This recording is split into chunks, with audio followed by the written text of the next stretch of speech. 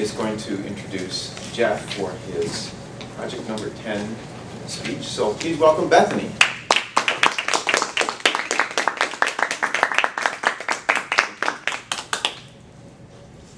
Good afternoon, Toastmasters, guests.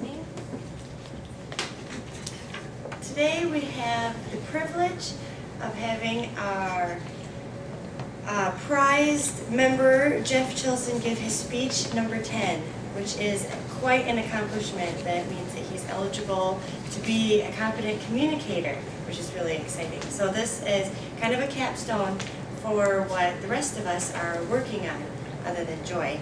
She finished hers. But this will be our first inaugural member to make it to this finish line. Today he will be doing project number 10, which is Inspire Your Audience. His speech will be 8 to 10 minutes long, and timing lights at 5, 9, and 10. Is that right? 5, 8, and 10. Okay. Today, we, especially parents, or like me, expectant parents, will have the opportunity to be inspired to hone our visions and put in the time to help our children achieve their potential. I consider myself lucky to be hearing this speech before I have children, but at any time, it is always important to rethink how you are raising your children and with what goals. So please help me welcome Jeff Chilson with his speech, The Art of Fatherhood.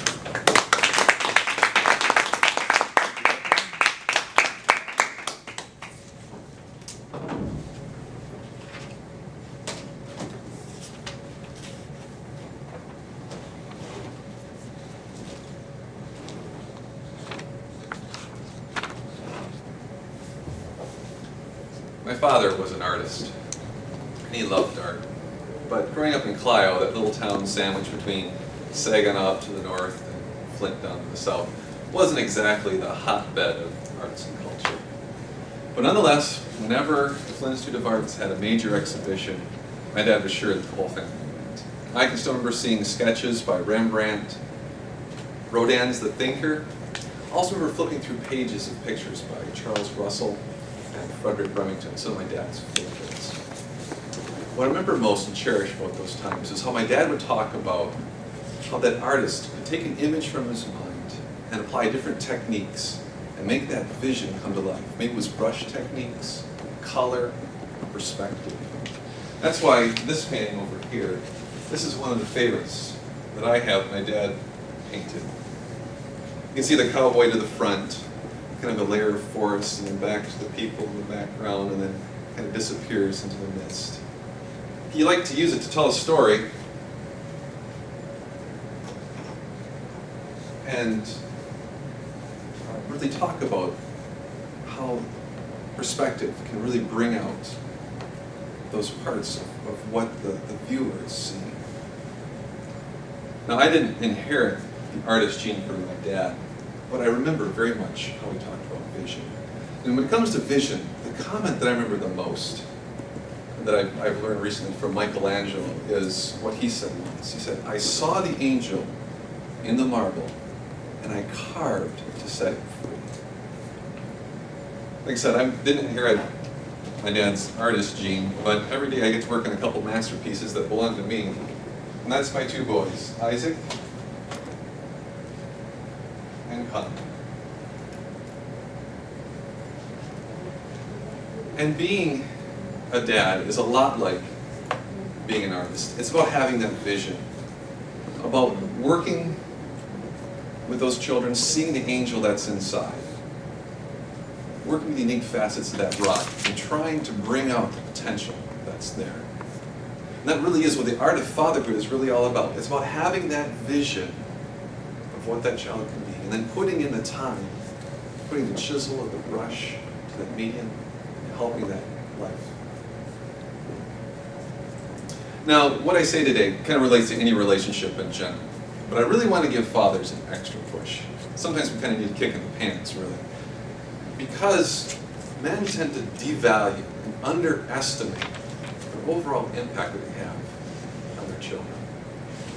And on the other side, if you take it to the furthest extreme, we are kind of in some sort of an epidemic in our nation when it comes to fatherhood. Listen to some of these statistics. The U.S. Department of Health reports 63% of teen suicides are from fatherless homes, 5 times the national average.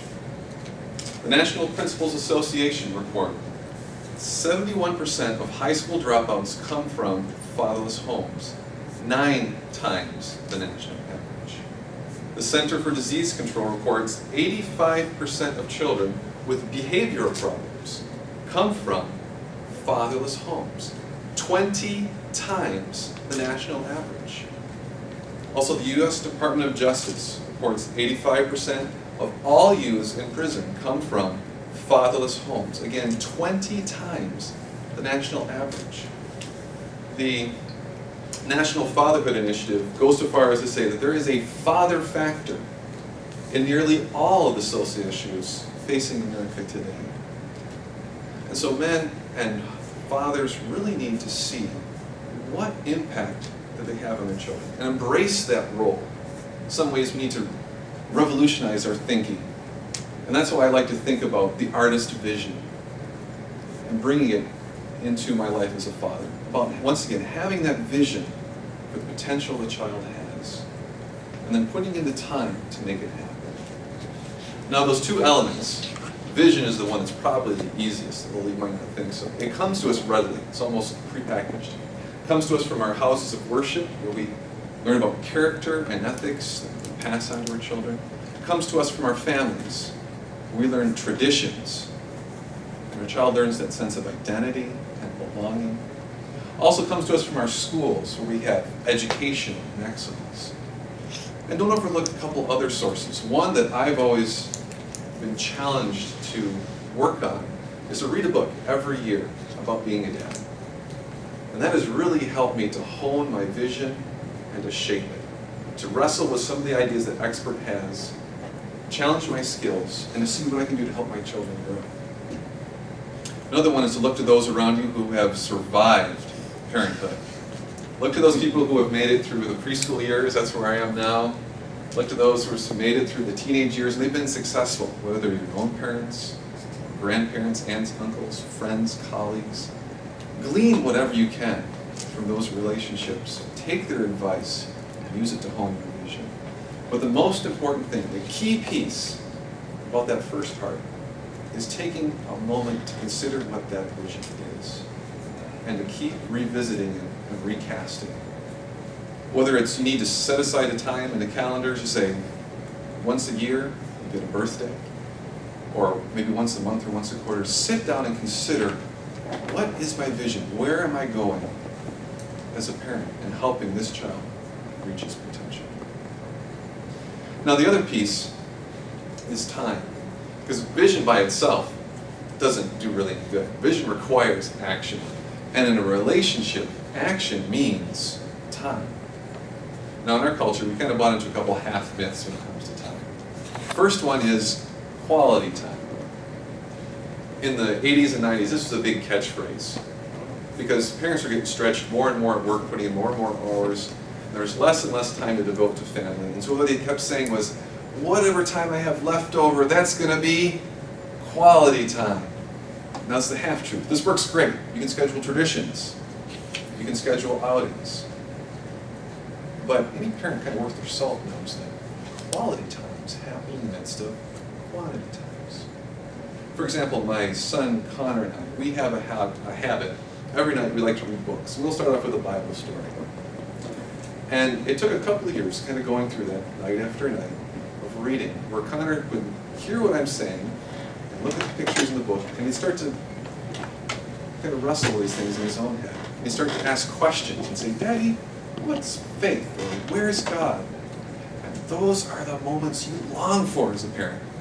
The moments when the child is curious, asking questions, and get this, willing to listen.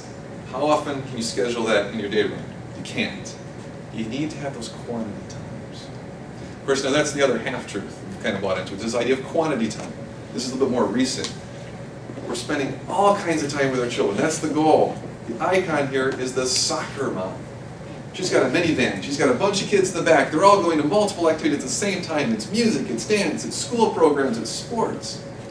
We fill it up with all kinds of busyness and activity. But what's the purpose?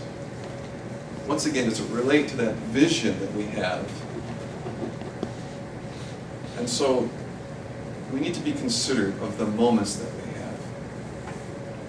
The point is, look towards the time that we have and cherish the moment. Above all, don't be one of those parents that says, they grew up so fast. If parents of young children, especially Bethany, you'll see this. You'll be walking around with a child, you'll see them grow up a little bit, and you'll hear that again and again. I can't say I've ever heard those words uttered by somebody that didn't have at least a little bit of remorse.